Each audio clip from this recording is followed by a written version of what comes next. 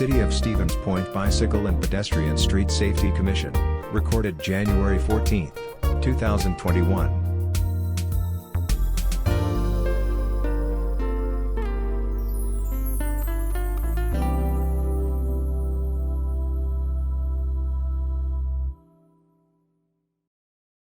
Well, it looks like we have a quorum, so we will get this meeting started.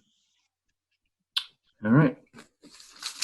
So this begins January 14th, 2021, the first meeting of the year for the Bicycle and Pedestrian Street Safety Commission, Stevens Point. And we'll start off with roll call. And let's see, Commissioner Fehrenbach. Here. Commissioner O'Meara. Here. Commissioner Brown. Here.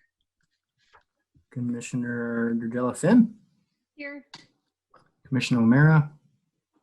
Here again. Oh, did I? Commissioner Leek, sorry. I'm here. Yeah, I'm here too. All right. We don't have four yet. Commissioner Rourke here. Okay. I didn't miss anybody, right? Good. All right. We have all present. Cool. So agenda item number 2, persons who wish to address the commission for up to 3 minutes on a non-agenda item. Commissioner Brown, go ahead. At a meeting ago or two, Commissioner O'Meara brought up the idea of mandating that new construction of houses have to have sidewalks included, and then nothing was commented on that or not. And I've talked around with people and they think that's a great idea because usually when somebody buys a house, it's near the upper limit of the money that they can spend, and say they don't really budget for putting in a sidewalk. So if you put that in on the construction, then that's included, and then it happens. You know, if the construction part has to do it. So I was just wondering what had happened with that idea, if anything had occurred with it, or. Commissioner Brown, I was saying that when they develop a subdivision, they have to provide sidewalks, because for the individual homeowner, it'll be tougher, but Right, yeah. With the subdivider doing it, all it's going to do is take something out of the profit he gets at the end, if that. And then you'll have a contiguous sidewalk through the whole subdivision, even though all the houses aren't built. Thank you, Sounds good to Commissioner me. Brown and O'Meara. Any other, since we're still on the non-agenda items, any other commissioners have a non-agenda item they'd like to speak to? Yes, Trevor, Commissioner O'Meara? could we put that item on a future agenda? I don't see why not. Why don't we aim for March? Okay, sounds good. Make a note. Any other commissioners with non-agenda items? I'll just say one more thing about snow, and that there's some coming. So as community members, we are responsible for shoveling those sidewalks and curb cuts. So please make sure those are clear for our neighbors. Otherwise, if there's nothing else, we'll move on to the next. Going. Anyone from the audience Commissioner that's not a Rourke? commissioner? I'll open it up that way. Commissioner Rourke, Yes. on your Commissioner Moore? comment, Oh, go ahead. it is going to snow. And one of the big issues we have right now is we have a lot of rental units that are not occupied. And it is the responsibility of the owner to do so. And, you know, they like to say, well, they're giving it to whoever has a lease, and that, if they're out of town, that doesn't cut it. Thank you for that, Commissioner O'Meara. And I believe one last statement about that, it always depends on that landlord-renter contract, and I think Mark from Actually, it doesn't, inspection is Trevor. on top of that, correct? No. It's the landlord's responsibility.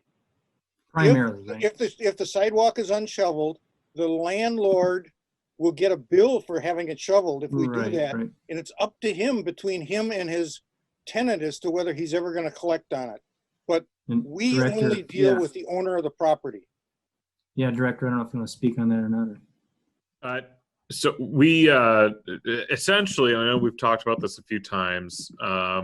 Sidewalks that have a boulevard in front of them between the street and the actual sidewalk, that patch of green, you have 24 hours from the last drop of snow to remove the snow and clear the sidewalk and clear curb cuts, things of that nature. If you don't have the boulevard, you have 48 hours.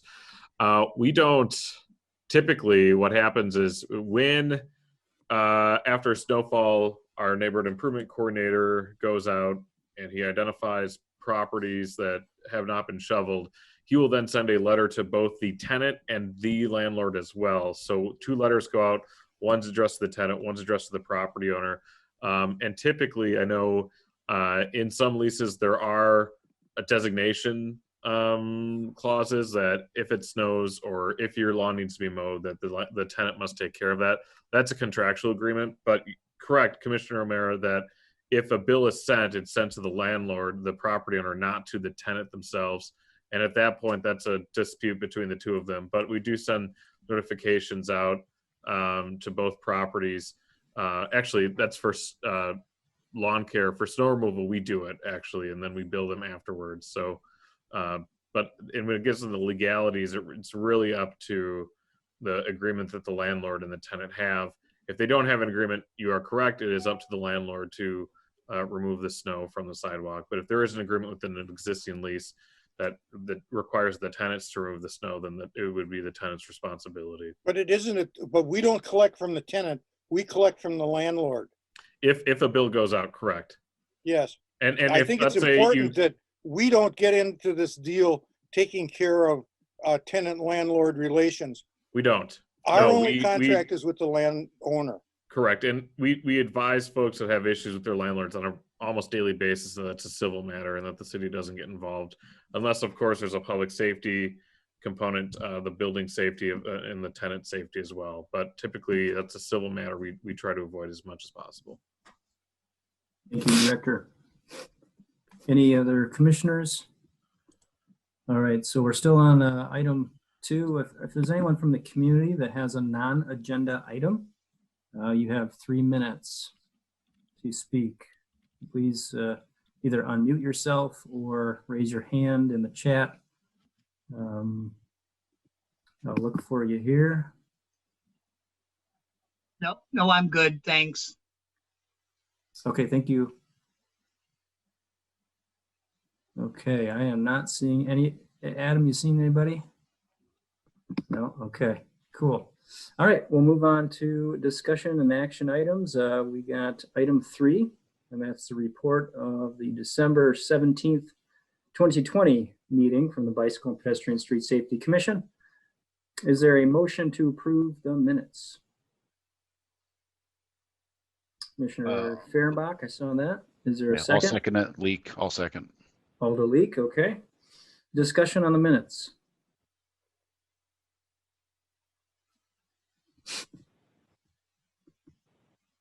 Okay, I am not seeing any discussion. Okay, so we'll call this to vote. All in favor, say aye. Aye. I think, yep, Commissioner Brown, I Aye. saw your hand there. Aye. Okay, great. Looks like it's unanimous, no opposed, no abstentions. Okay, motion is carried. All right, item 4, our strategic goal setting of this commission, the Bicycle and Pedestrian Street Safety Commission. So we had spent a little bit of time orienting ourselves with the help of Director Karnowski at the last meeting in December. And Director also had a memo in that meeting's agenda, and I think Associate Planner Kuhn put in a memo for this meeting.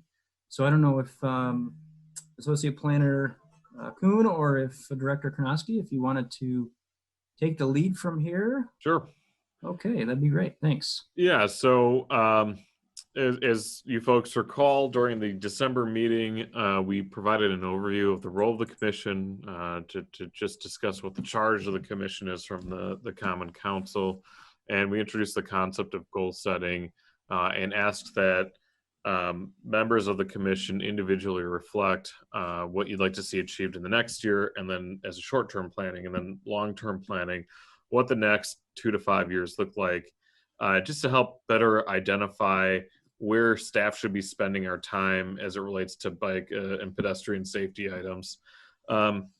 So at this meeting, thank you everybody who returned items to us outlining what they believe the goals should be for the next several years.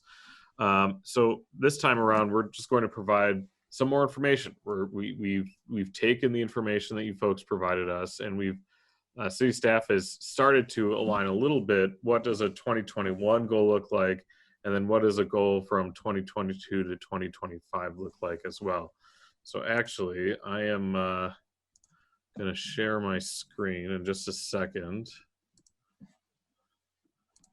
And we're going to go over what staff believes are some decent 2021 goals and 2022 to 2023 goals. Can everybody see my screen here? Yeah, pretty small though. Okay, hold on. Mm-hmm. How's that? Better. There Okay. you go. Yep. So there were 8 goals that staff thought were appropriate for 2021. And then we further took those proposed goals that we thought were short-term and further defined them. And so we're going to be doing some introduction to what those goals could be. If there's anything that you believe we're missing or anything that you want further clarified as part of this as well, now is the time to speak, because we'll actually put this in a final document and we'll present it at the next meeting to outline essentially what the goals of this commission will be. And that's going to, again, help staff further budget our time on this specific commission and with bike and ped safety items. So one that I thought was a great goal was install the bicycle corral within the 2 parking stalls in front of Portage County Library. So we thought, our staff kind of reviewed this, thought having some type of bicycle corral in front of the library was a great idea. So by August of this year, of course, the major hurdle will be ensuring that there's room in the city budget for this in 2021.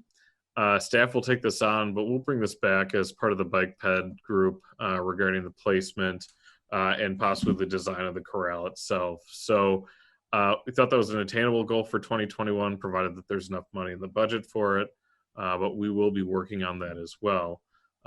Any comments, questions, concerns on that one? Thumbs up there. Yeah, thumbs up here as well.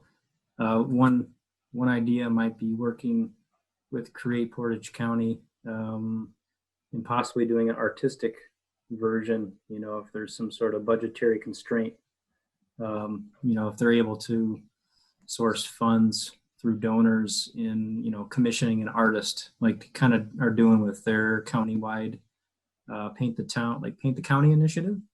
It could be similar to that, as opposed to just paint. It would be more like metalwork and painting, if you will. Commissioner O'Meara, do you have something? Fine point, but I'd like the goal to say that we're going to have it in front of the Portage County Library so that we can do a design and decide what's optimal to serve that area. Sure. It may be there, it may not be back because they have a large setback. However, it works out best. And can I add that that's also a spot where there is a grid rack, which is, again, functionally useless. I've parked my bikes on trees now a number of times there rather than trying to use their. Yes, I agree with you. Good point.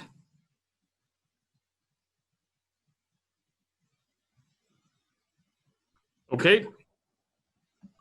The one that's a little bit more broad speaking would be include educational initiatives in municipal communication. We have started to do this more. In fact, this week we did provide some more information on the city's bike friendly status But I think this is kind of an ongoing activity, and we do have a bit of a subgroup here that is working on what does the education piece look like for the public. And so we thought, well, this is a great ongoing 2021 activity. And then, of course, the group that's been volunteered or voluntold, I don't know, to take this one on would also be a great group to further and enhance the educational initiatives and help staff in getting those municipal communications out, whether it's on the city's website, through our social media channels, things of that nature. So very generic and general, but it, I think, provides us some direction. Maybe we can further subdivide this and look at 2 or 3 items that we really want to dive into. One being, of course, the clearing of curb cuts. Another may include more information on bicycle lanes. I know last year this group didn't do it, but the mayor did do a brief video presentation on bicycle lanes and sharrows and contraflows as well. So without much consultation from this group. So I know that was not a point of contention, but it should have been something that we were more involved in as well. So I think I'll pipe in here quickly. I think revisiting that is a great idea, and kind of getting a great perspective of each facility in use. I think that was where that first trial of videos kind of fell short. So if you have people riding the bikes within each facility and using them appropriately, I think that'll go a long way. I think the big thing too was the contraflow concept is very new in this part of the state. And so there was a lot of confusion, and I think there still is a lot of confusion on how those function. And so if there's something that we can do to further educate the public, again, that's a subsection or a sub portion of this overall goal. But as long as everyone's in agreement, we'll include that one as part of the 2021 goals.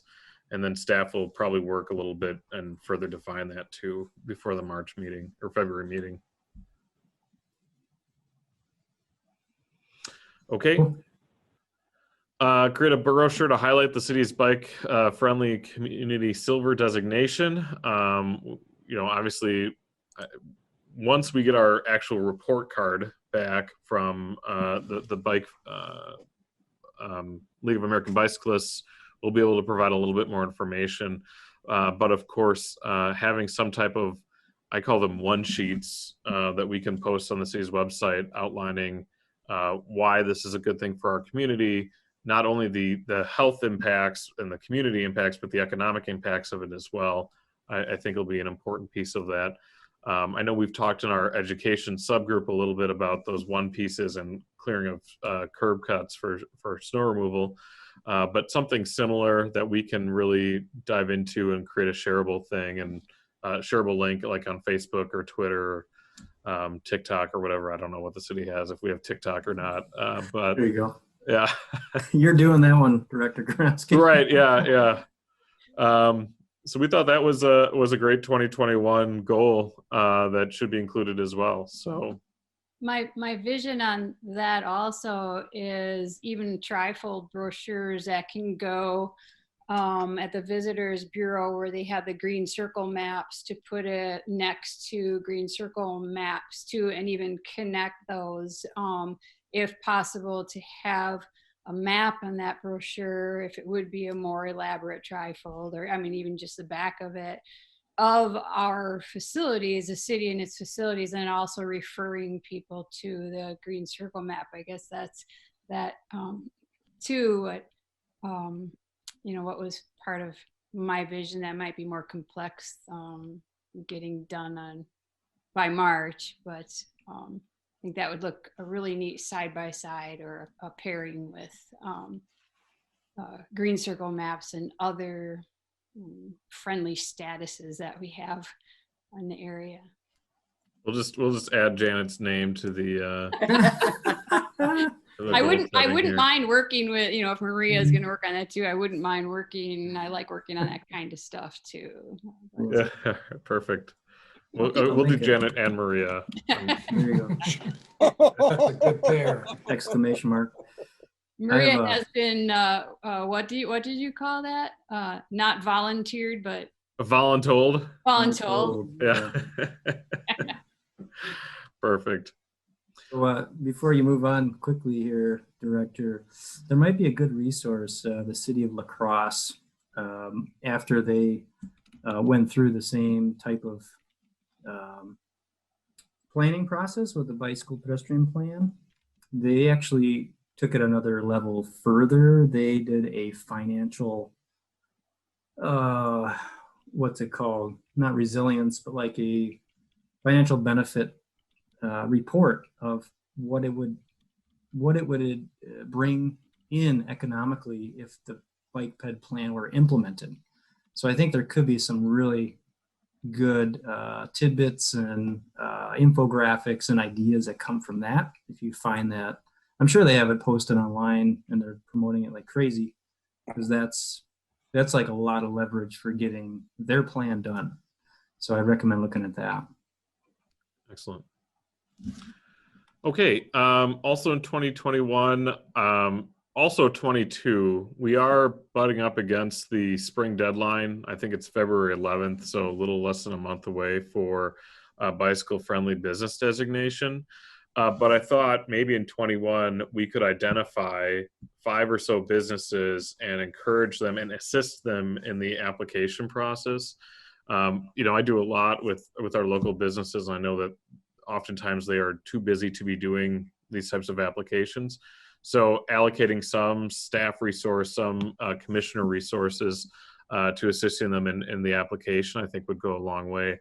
But really honing in and saying, okay, we need 5 businesses that are going to at least apply for it. Hopefully all 5 get it. But I think that's a reasonable goal for 2021 into 2022, and that we can create a really strong application in fall of 21 and into winter of 2021 for a nice submittal in the early part of 2022. Okay. We'll keep going. One more thing about that, Director. Yep. Sorry to interject. In the submission I had, there was also an idea.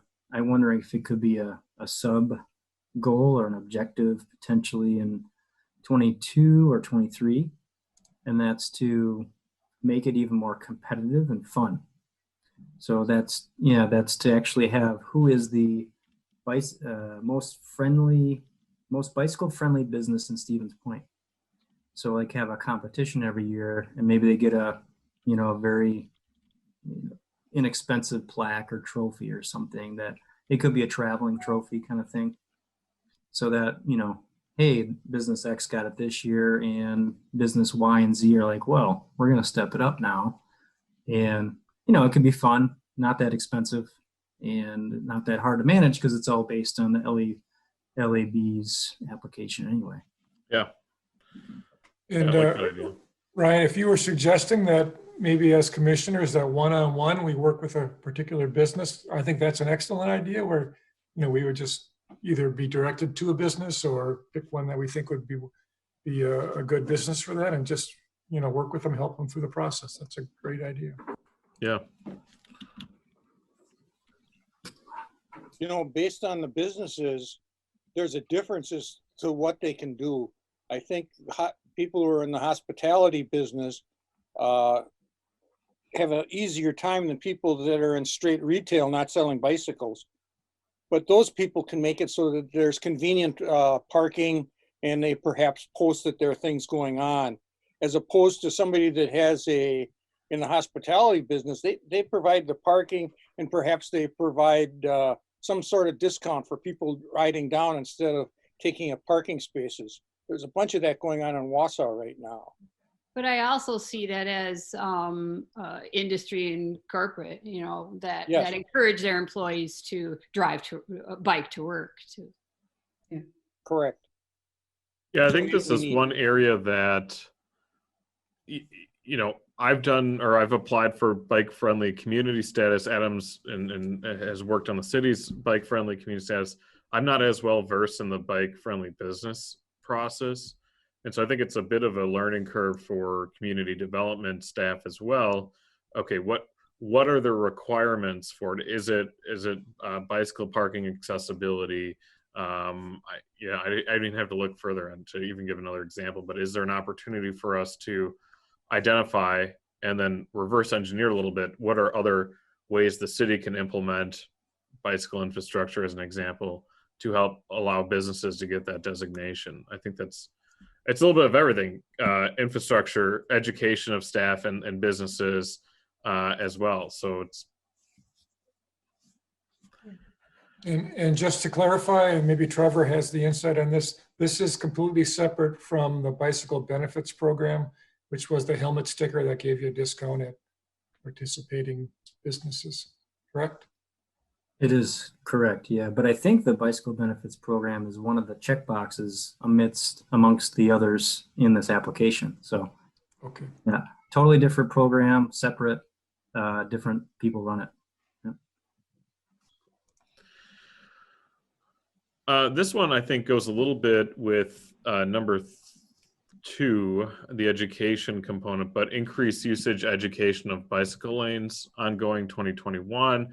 I think now that we'll have a little less than a year where we've had the bicycle lanes installed, we could do some really neat videos on how they function. I think, Trevor, you brought up a great idea of having people actually utilize the bike lanes instead of just standing there and talking about how they function. I think that would go a long way. And then maybe providing some, brief background or history on the design or where it was originated or something. I think, that kind of stuff, I think makes looking at or watching videos a little bit more exciting than just here's how it works. Some background information might go well as well. So, and then increasing the usage. I know when we did our bike ped count, there were some concerns that a lot of bicyclists were using the sidewalks still as opposed to the bicycle lanes.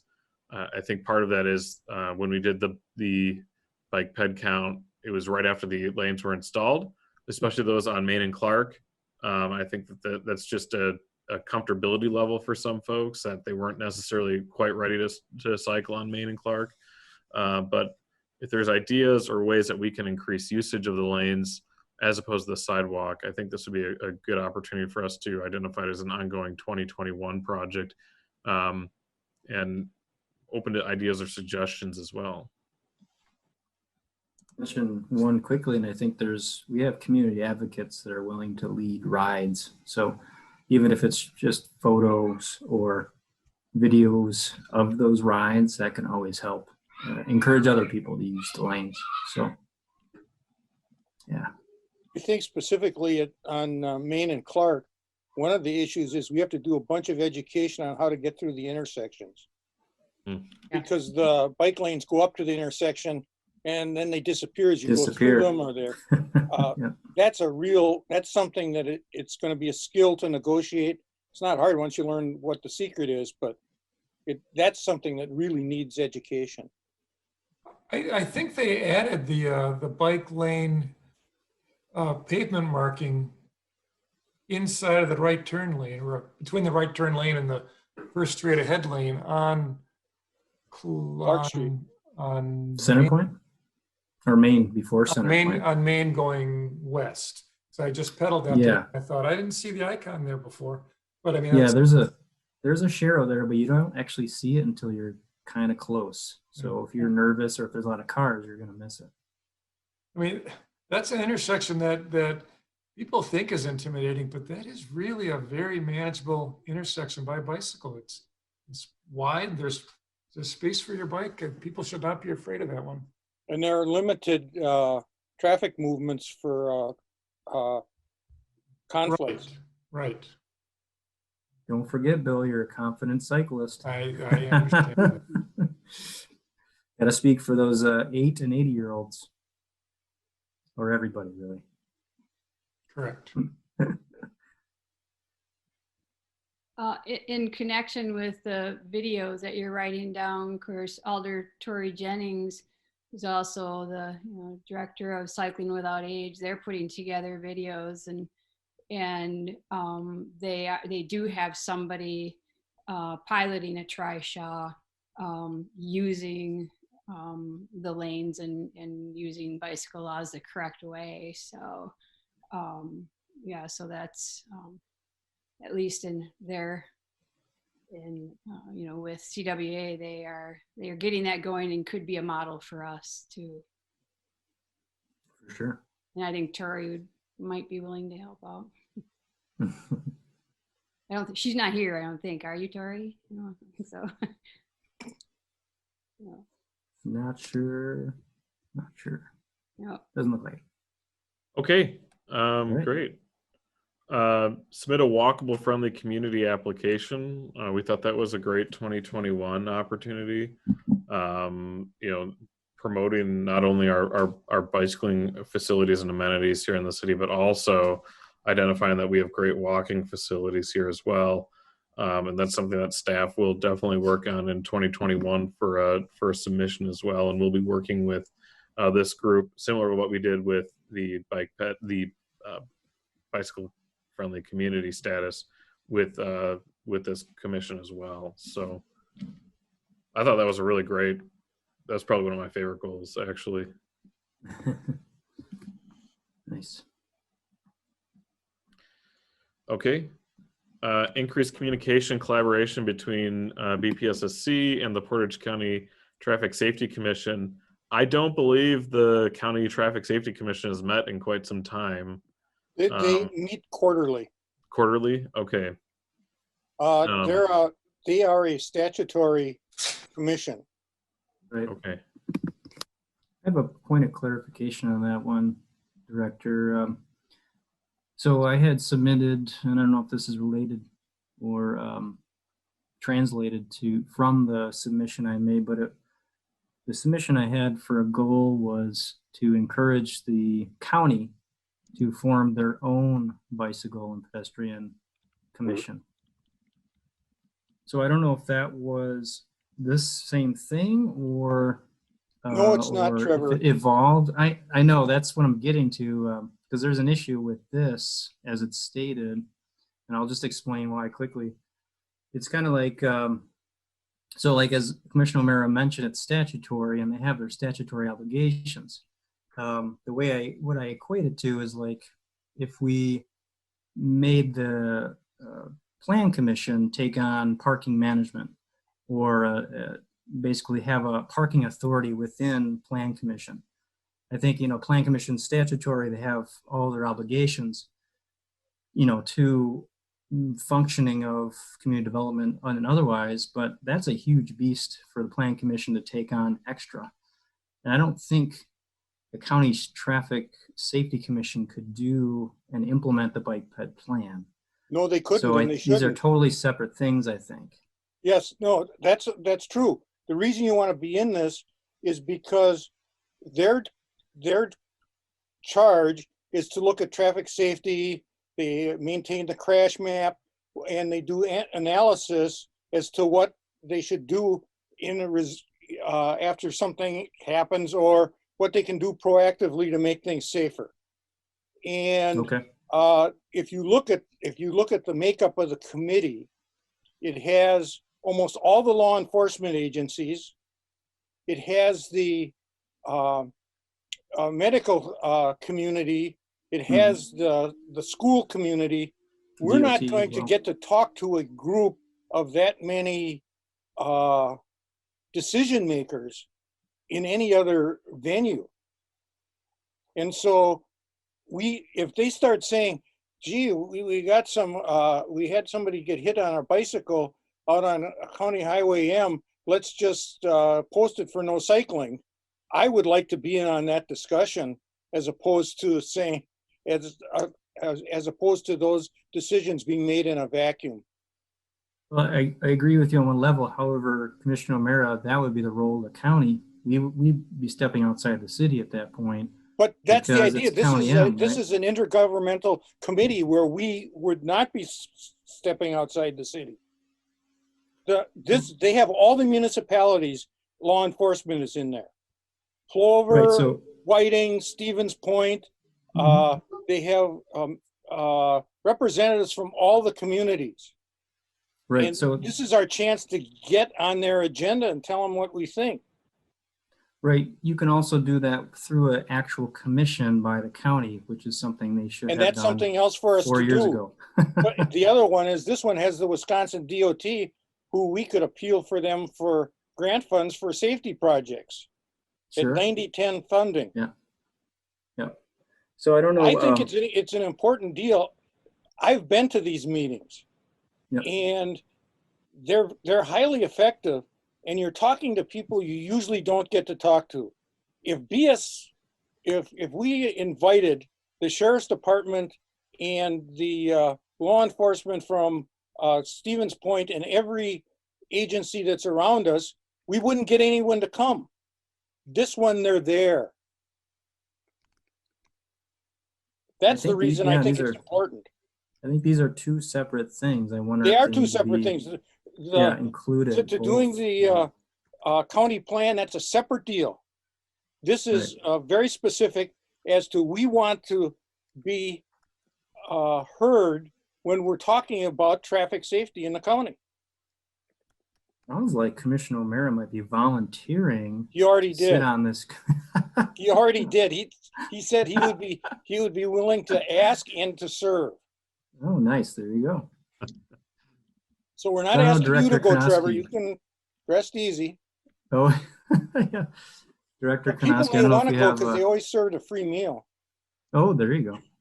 If you have additional clarification or interest in getting the county to form this commission as a separate entity or separate goal. Yeah, I wonder if that might be a longer term goal. So maybe for 2020, I see the partnership here, right? So you've got the communication, collaboration, and building that relationship and building that rapport, and then striking and encouraging the countywide creation of a bike ped street safety commission. So I maybe agree with that one is a longer term objective. Does that seem fair, equitable? Yes. Okay. And we will definitely discuss this further with you, Commissioner O'Meara, Certainly. in the coming weeks. You're highlighted. Yes. Here, I'll add an exclamation mark just for fun. So There you Well, go. We have Maria fun on got this one. I commission. deserve one. Perfect. Enforce the city's Vision Zero policy. I know Scott's on this call as well. This is something I think was passed a few years ago, and to a certain extent, I'm not sure if it's been put on the back burner or where we're at with the policy and the discussion. I know it's come up a few times at pretty much all levels of government, but actual enforcement and I think education as well is a big piece of that conversation. Scott, did you have anything to add on the Vision Zero policy? Or Trevor, I know you've been around and were instrumental in that process as well. I don't know if you have anything to add. Did you want, Director Madoon, do you want to go first? Sure. I guess, I mean, it is something that we otherwise do, include it.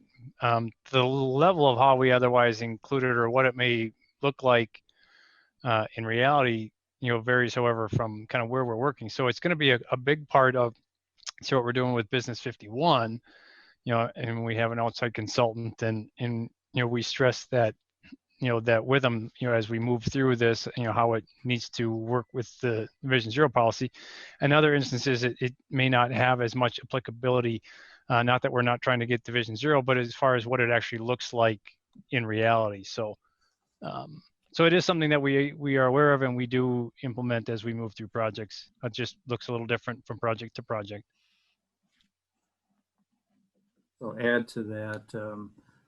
In reviewing the policy, I don't have it in front of me, but it is just a one-page led by President Johnson, but it's pretty vague. It's very broad in scope, and it does not have really that much teeth, which is kind of problematic when it comes to actually implementing the Vision Zero policy.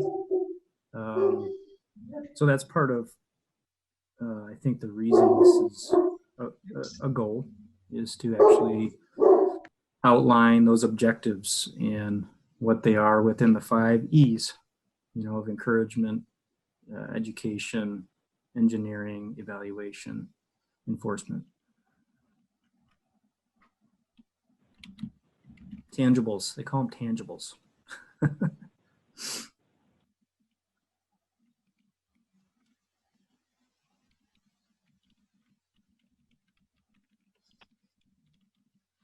I'm ignorant as to what the City Vision Zero policy is. Is So there a brief real synopsis of it or a real quick statement of what it's doing? Yeah, so just very briefly, it's a 1-page policy statement that says we as a city are aligning with Vision Zero America, and there's actually a worldwide movement of Vision Zero, and that's to reduce all traffic incidents, traffic crashes to no fatalities and or no serious injuries. Okay.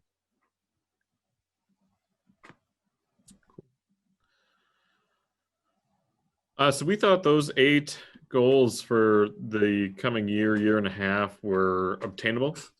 That were something that, again, gives staffs a little bit more direction when it comes to bicycle, pedestrian, street safety. I think allows this commission to really start honing in on your own activities within the goals and objectives that we're trying to establish here. Anything that you think in the next year and a half that we're missing on this initial set? There's more coming. We're not done yet. So Yeah, it's hard to comment not knowing where some of the goals have gone. Right. All right. Well, maybe we'll keep going, and then we'll discuss these next few goals as well. So so the next set is essentially 2022 to 2025 or the beyond. So number 1, alter funding for sidewalk continuation projects, transfer from property assessments to the city budget. A worthwhile thing to look at. I think there's some real policy discussion and financial policy discussion that has to occur before we would really dive in. But I think it's worthwhile for staff, community development and public works staff, to work with our finance department to see how much typically do we include or as part of the assessments on a yearly basis for sidewalk continuation. Is there an opportunity for us to take on some of that as part of the city's general budget as opposed to doing those assessments? So for those of you who aren't aware, we do special assessments. So we essentially send you an invoice after we put in your sidewalk, and you have a specific number of years to pay that amount off, or you can pay it off in one payment. But essentially, you're paying for a portion of the sidewalk in front of your home. I know, Scott, you have to deal with this on a more regular basis, but that's just part of our overall sidewalk continuation program, identifying those subdivisions within the city, typically built post 1950 that just didn't have sidewalks installed at the time of construction. I know we talked a little bit about that at the beginning of this meeting and what the city's role is in requiring those sidewalks, but identifying those major corridors where pedestrians think things like school areas, identifying where it makes the most sense to include as part of the sidewalk continuation plan. Like I said, this is more of a 3-department thing, and we're going to have to do a real cost benefit analysis on whether or not we can even take that cost on within the general budget as opposed to doing the special assessments for this. So I think it's a long-term plan. Hopefully by 2023, we can have a really solid idea of what that would look like. But the majority of that will be working with the finance department as well. So a couple of points, if I could add to that.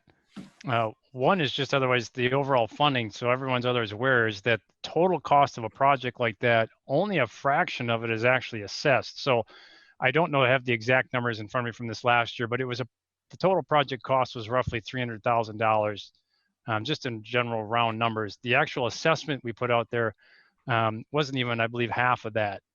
So that was already paid for by the city. And to add to that, because it seems to always be growing, and currently that comes out of our operating budget, which is not a place that's sustainable. So I'm actually working at the moment, and we're working probably into the spring on a sidewalk continuation plan. And part of that is to identify specific projects such that we can then try to transfer these projects, identify what they are and transfer them to the capital budget, which is where they should be, so that we can utilize our operating budget for things that are actual operating expenses and not for capital construction.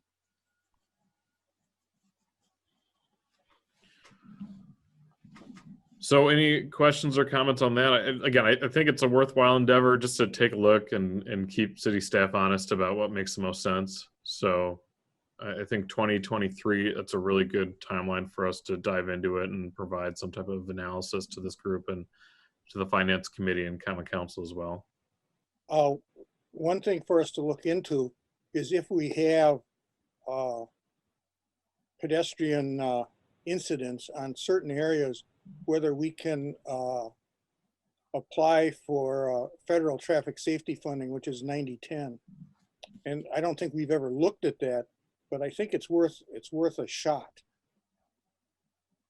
It's a very short application. It's like a one-page application.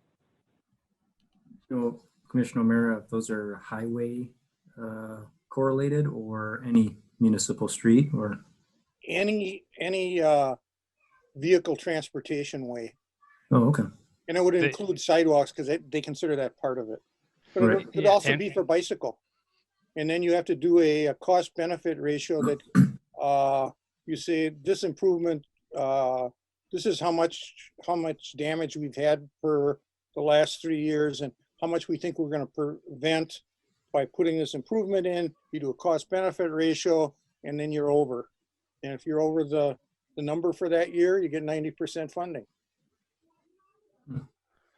And the one limitation to that and how it works is connecting highways. That's right. So, you know, Yeah. there's thing, and it's really just a matter of that what you can use the dollars for. And they have a limit on there that 51% of anything on a connecting highway, you know, has to involve physical construction. Because we've looked a number of times at, you know, Clark and Maine to try to make some other intersection improvements, but a vast majority of that would be working within the existing right of way and the existing curb lines to do it. And they won't give us the funding because the state already identifies that they're giving us money to take care of those roads. So there isn't HISP funding unless we want to tear up the intersections and rebuild them, which isn't necessarily what we need to accomplish to improve the safety. So yeah, we have looked at it and you know, for one reason or other, we haven't yet implemented, at least not since I've been here. We do have a few areas that we're still looking at for potential HISP opportunities. So we are looking at those. So just as an FYI too, you know, when we put together the final document next month, there's going to be a lot of specific information for each goal. The ones that we're seeing now are just, they're super broad and on purpose, so we can get this conversation going and include conversation from the commission and from city staff as well. But when we do the final document, it'll actually be very much more specific and how we approach just about everything.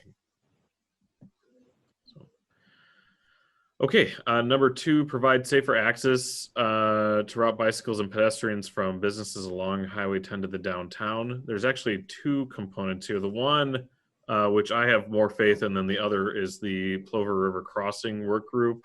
I hope everybody on this call is familiar with the plan, but currently, I know, Scott, you're working on that with Director Kramer as well, but doing some engineering, getting the plans put together for a bridge boardwalk from Hoffmeister Drive, which is on the north side of the Plover River, east of US 51, north of Highway 10, and crossing and connecting up to Ben's Lane. I think I included Ben's Way. It's actually Ben's Lane. That's one of the discussions that's occurring, and is actually, I think, further along than the other option, which is the DOT doing something with the bridge. And they've been discussing doing either replacing or doing some updating to that, or the Highway 10 overpass Highway 10 bridge that goes over US 51 and adding some additional infrastructure there as well. I think that's a longer term solution, but what I'll call shorter term by 2024, hopefully, fingers crossed. I see Alder Jennings is on this call as well, is a more attainable timeline for providing some type of safer access from Highway 10 to the downtown area. And that connects up with the Green Circle. So I don't know if Scott or Alder Jennings, if you have anything to add on this as well. Can I just ask, has the DOT plan been delayed at all? That we just got informed about that maybe a year ago. A couple of years ago, Commissioner. Yeah, the DOT, their plans are still, I think it's 2022. So next year is when they plan on doing their work. I just sent the contract back to Rattler today after approval from legal counsel. We're moving forward on the engineering aspects of this. Is that, Director Boone, is that something that will pass the commission for review at all, or any recommendations? When we get through some of the design, yeah, there are parts of the engineering as far as the, reviews and stuff that, yes, will come forward. One thing we could do to help ourselves out is to have a resolution to say what we want on the bridge ahead of time, because they can use that when they're scoping the project. And that carries a lot of weight. So Commissioner O'Mara, with that, so it's not left hanging, you have experience in that, or other commissioners? You draft a resolution as to what you want from BSC, BPAC or BSSPB that says we think it's vital that we provide pedestrian and bicycle accommodation on that bridge, and here's what we think would be a minimum, and that's it. So future agenda item? Sure. Okay. Thanks. So, I mean, that is included. So we do have some things within the goal setting to identifiable. I thought this was further out than 2022, so I do apologize. But I think the city has a lot more authority, control over the Plover crossing as opposed to the Highway 10 project. But we can definitely look into when's the right time for this group or other city groups to look at those plan sets and make sure that it's consistent with what we'd like to see as a community. I reviewed these. The earlier we get it done, the better it is, because otherwise they're saying, well, you saw a project coming and you just put this in at the last minute.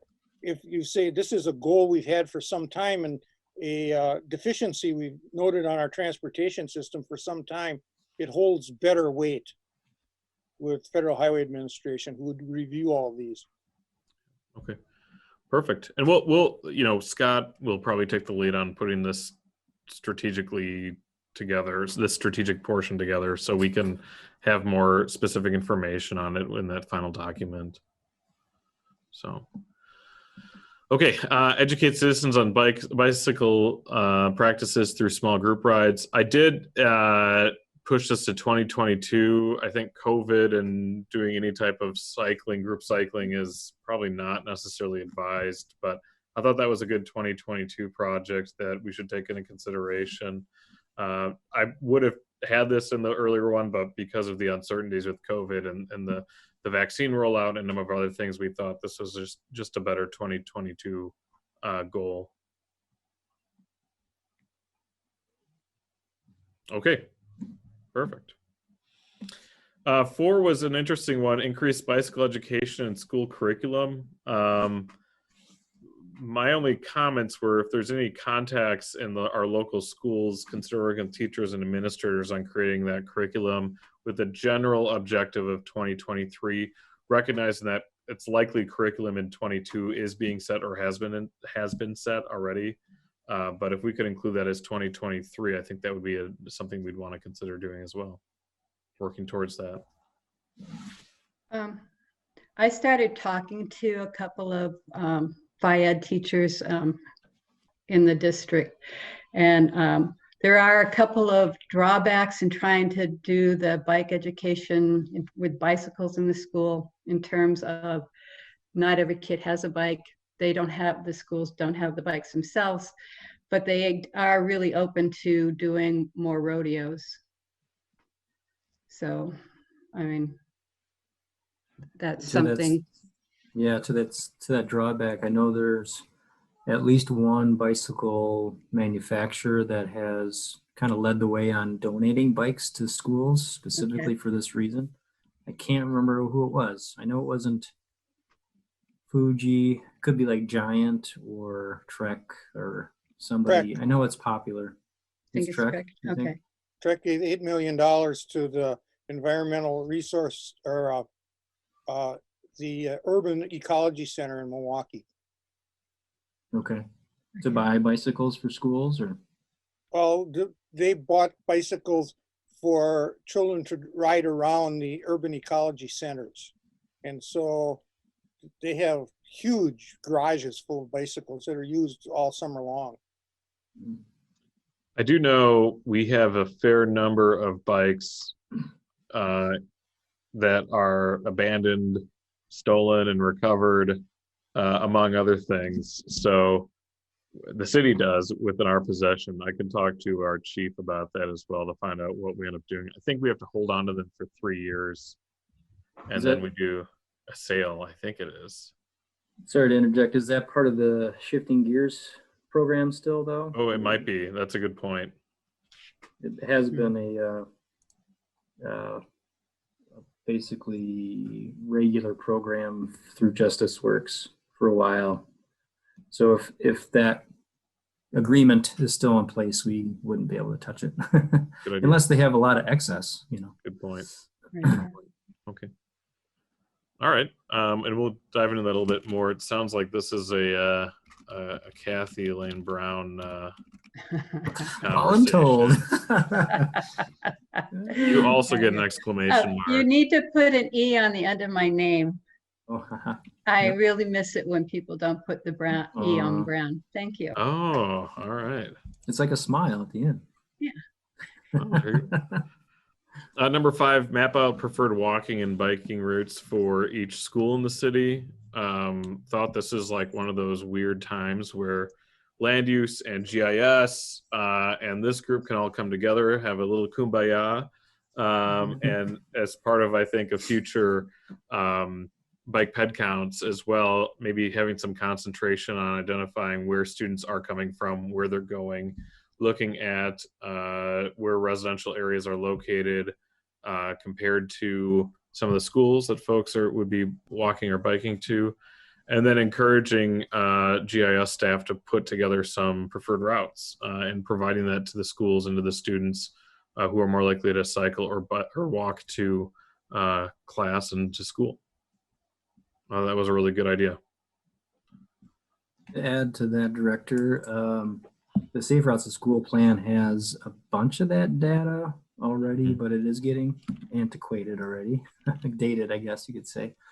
I think it potentially could be an addendum to the Safe Routes to School plan, basically updating the usage of these streets, how kids are getting to school, to help, schools and the city and the county make plans and follow through.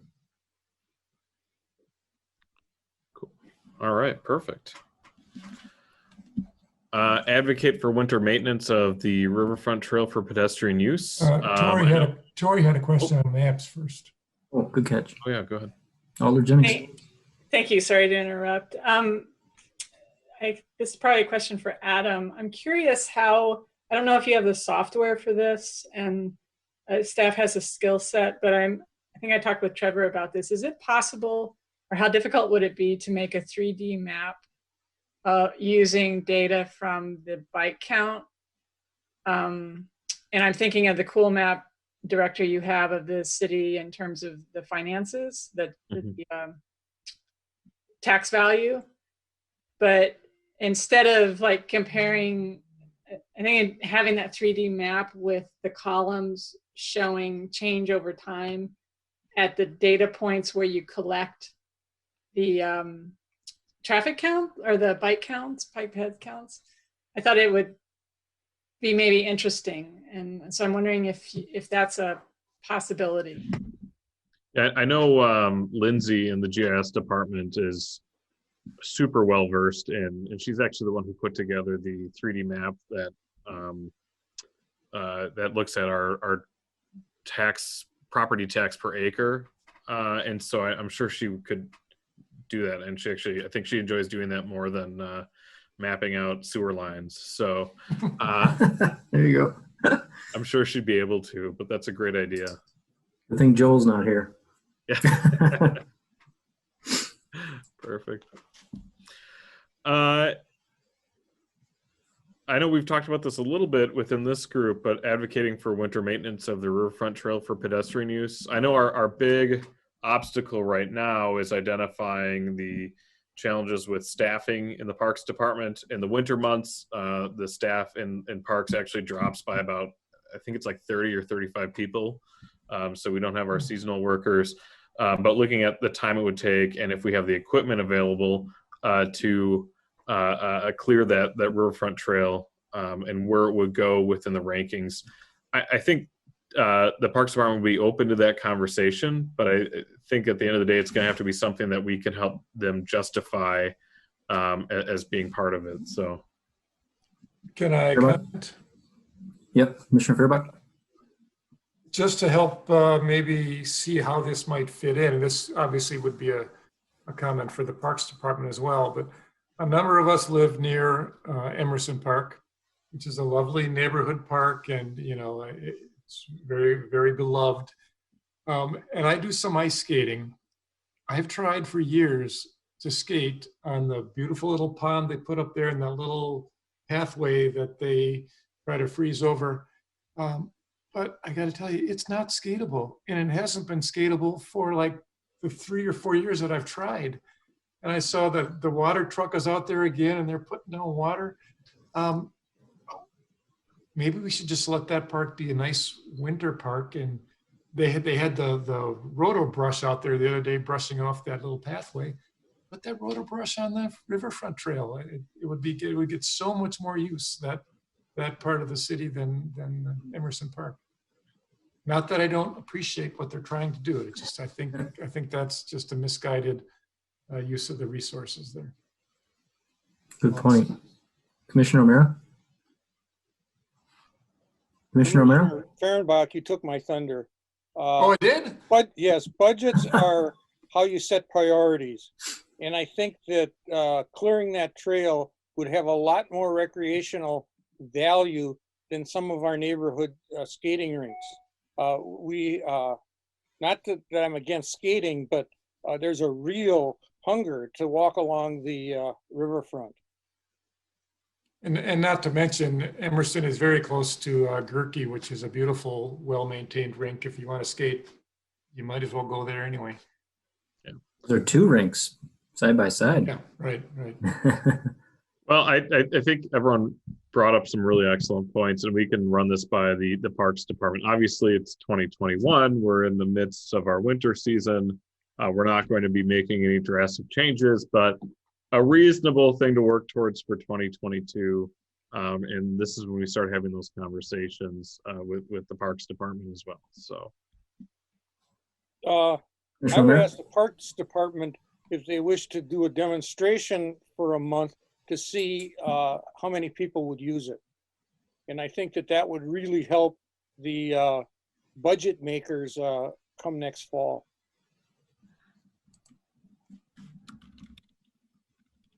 Any thoughts on that, Director Karnowski, or?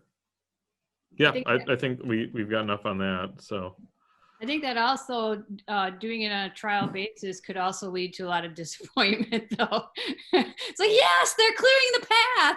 Wait, they're not clearing the path. I don't think there's any doubt that people would go there and use it. But sounds good. Okay, number 7, amend bicycle rack standards within the city's bike parking ordinance. We have talked a little bit about this as part of the zoning code rewrite. we're kind of in limbo on that. We want to make sure that the zoning code is rewritten. We are still, let me give you a little bit more information on this. So the city has our comp plan, which is unadopted. And the comp plan is going to drive the zoning code update. But before we adopt the comp plan, we are working on the city's strategic plan. And so we want to make sure that all three of those documents are in some type of unison. So the strategic plan should be done this spring. The comp plan will be completed shortly thereafter, fingers crossed. And then our targeted area master planning as well. And then we can really get into the zoning code rewrite, which would include adding the bicycle rack and bicycle parking standards within that. I know Trevor and I have talked about this pretty extensively, doing minor amendments to help ease the transition, if you will, because if you include it in the new zoning, if it was in the old zoning ordinance and you include it in the new zoning ordinance, it's not like somebody's all of a sudden saying, crying wolf that, well, wait a second, you're adding all this stuff. No, we've gone through this already. We've already adopted it to a certain extent. We're just codifying it in the new code as it was in the old code. So that is something that staff wants to look at. I know this group's talked about the bicycle parking and the bicycle rack standards a few times this year. So we think having that teed up as 21, 22, 23 is probably a reasonable timeline to get some of that information in the existing ordinance and then codifying it in the new ordinance as well. Good, Director. Thank you. Number 8, adoption of a complete streets policy. 2023 seemed to be a reasonable timeline for this. We need to further review on how the adoption would be advantageous to the city of Stevens Point. My one experience with complete street policies is not every street needs to be a complete street. And it goes back to designing thoughtfully when we do street reconstructions as well. And then in 2022, consider education on the program and policy before we would do a final adoption. I think this has got to be an internal conversation first and what we see as valuable, whether or not to adopt it, the actual policy, or to keep doing not what we're doing, but being more thoughtful in our street designs as well. I don't know if Scott, if you want to talk about this as well. This probably relates more to you than it does anyone else.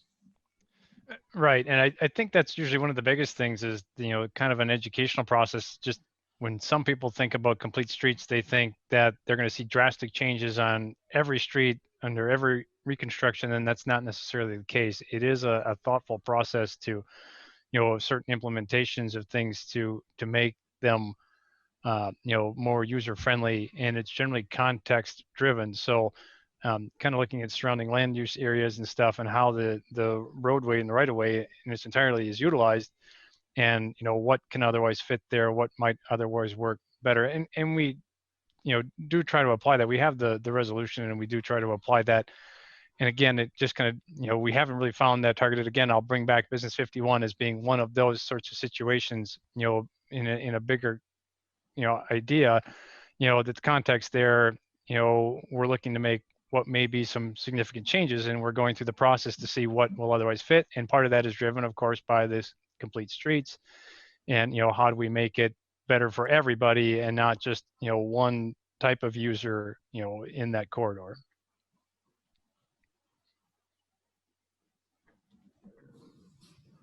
Good. Okay. Number 9, join the Wisconsin Bike Fed. The only reason this is in 2022 is unless I can find money in the Public Works budget to include it as in 2021. Good one. We have to include it in 2022 and as part of the city's overall operating budget as well. So great idea. I think there's a lot of resources through Wisconsin Bike Fed as well that we could take advantage of.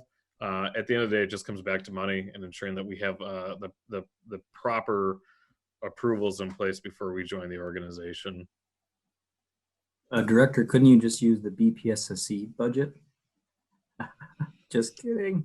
We don't have one. I was gonna say, I was like, wow. You had to think for a moment. Yeah, it was thinking, do you guys have a budget? No, just kidding. No. I'm sure there's some money in the capital budget for Public Works and sidewalk continuation or something we could steal from and include it as part of it. Yeah. There you go. Number 10, apply for gold designation when the city needs to reapply as a bike-friendly community in 2024. Big, lofty goal, but I think what we can do over the next few years is identify what, and this will be actually part of the report card that we get from League of American Bicyclists, that identifies what we need to do in order to obtain the gold status, and then reverse engineer it a little bit and figure out, okay, what are low-hanging fruit that we can implement, whether it's infrastructure or whatever else, and then work our way up so that by the application, which occurs in typically 2023, we are in good shape. Hopefully we're able to apply for gold standard. So again, that'll be more detailed once we get the report card. So in all, we've got 18 goals, a few that are short term and a few that are longer term. And if everyone's okay, we're going to really, as staff, we're going to start really digging into each goal and providing specifics on how we achieve those goals for consideration at our next commission meeting. Speak now or forever hold your peace, I guess. Really, really exciting to see these on paper and everything getting extrapolated. Love it. Yeah, and that was nice work compiling them and making sense of them, and good work to the commissioners for coming up with some good ideas. I would move that we approve the goals as drafted. I'm not sure we need a vote on it, but No, I think I'll second in good standing. In good standing. For fun, I'll just second it. Okay. Yeah, I would recommend that we just wait on the formal approval until the document's completed. But if there's a general consensus, we'll definitely move forward with this. Are there any other questions for the director or concerns before moving forward with what was presented? Alder Leek, we haven't heard from you yet. What you got? You're on the spot. Oh, I mean, I'm happy with the goals. Glad to see it. One phrase from me there, low hanging fruit, and the gold standard there. Well, I think that was my phrase. But yeah, and let's see here. There's that. Yeah, I'm pretty happy with that set of goals, and you know, to my mind, sort of the at least from the point of view of Common Council, the overriding sort of the big deal is the extension of the Green Trail over Highway 10 over to the Target neighborhood.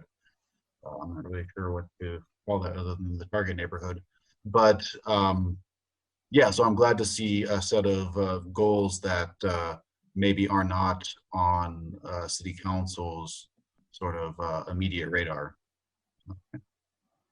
Cool. Thank you. Any other feedback or comments, questions for the director? Okay, thank you again, Director Karnowski, and thank you, as well as Adam, our Associate Planner Kuhn, and Director Badun for working on these. And yeah, we'll look forward to the next review of the more defined and more detailed version. Cool. So we will move on to the next agenda item, and that will be looking at a staff update, I believe. So I don't know if Associate Planner, you want to, Kuhn, if you want to take it from here, or another director? Yeah, so at least as far as the first one with the educational efforts, I know Director Karnowski alluded to several of the initiatives that the subgroup has been taking on, as far as working on informational flyers, as far as designating the difference in time that's allowed for the clearing of sidewalks, and then purposely emphasizing the need for clearing the curb cuts as well. And I know I'm working with a few other folks, hopefully next week, to have at least some audio files in place so we can tie to some pictures essentially showing, this is the existing condition with a bunch of snow. This is what's minimally required vis-a-vis the clearing of the sidewalks. And this would be the preferred, the gold standard, so to speak, as far as clearing off the curb cut and all that. So hopefully we'll have something prepared in the near future that the subgroup can take a look at. And then hopefully we'll have some updates for this commission come February. So that's all that I have for this one. And Scott can take it away for the street reconstruction update. You have a question, Commissioner O'Meara? Yes, the ordinance refers to snow and ice control. I think to tell people, if you put this off, the snow gets packed down, you get ice. That's a lot harder to take off than snow. Mhm. And it's an educational deal to tell people, if you keep up with it, you're not going to be dealing with ice. But if you don't, you got a lot worse deal, and you're required to take care of ice control also by ordinance. Good point. Director Badun? Sure. So speaking on 2021 street reconstructs, not a whole lot necessarily to report there. We're still working with our design engineer, Grammar and Associates, to come up with a first draft of the plans, which we should be receiving very shortly. We did have a public informational meeting earlier this month. For what it really was, I actually fairly well attended for being virtual and being early in the process to do it. And we've actually received a good number of follow-ups related to that for people with concerns and just issues wanting to know more, which is really the benefit of that. And hopefully we'll continue to get more of those. Seems to otherwise be being received well from the people in the area. I think everyone always likes the idea of getting a newer street. And so far, some people have brought up some good ideas, for us or concerns for it, which is good. So we're there in about the early part of February. Probably have the second PIM will be probably near final design at that point in time. So that's kind of where we are with that, as we look forward to getting into hopefully a good bidding time here in the spring, so we can get some good prices to get the project done this summer. Just for our timeline's sake, is there a month you would plan to bring this past the commission for review, or? That would probably have to be, to meet the bidding thing. It'll probably won't be a final design product. What would be next month, because we should have things fairly ready to go by the end of month, beginning of February.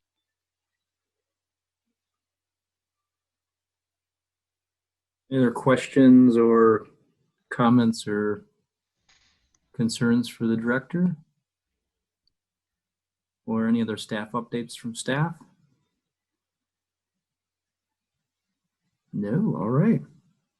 Well, I think that moves us to the last agenda item of meeting adjournment. So we are officially adjourned, unless I missed something. No, all right. 4:19. Thank you, everybody, for your time this afternoon.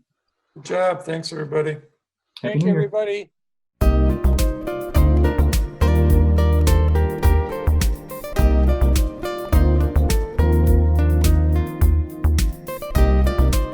A video of this meeting is available for viewing on the city's website, stevenspoint.com/videos.